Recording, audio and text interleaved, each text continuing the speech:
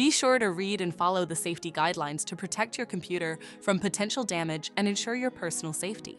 For more information about safety guidelines, see the owner's manual at dell.com/support. Before you begin, turn off the computer and disconnect all the attached peripherals. Before proceeding, ensure your computer is in service mode.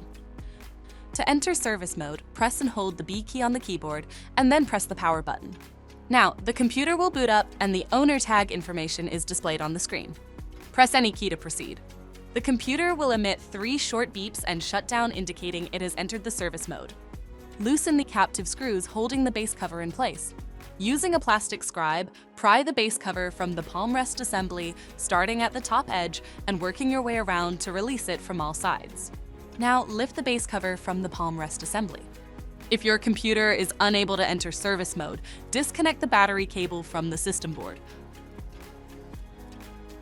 To remove the speakers, identify the speakers and disconnect the cables.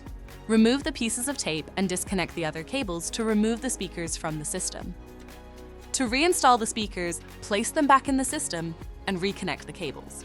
Reattach the pieces of tape and plug in the cables.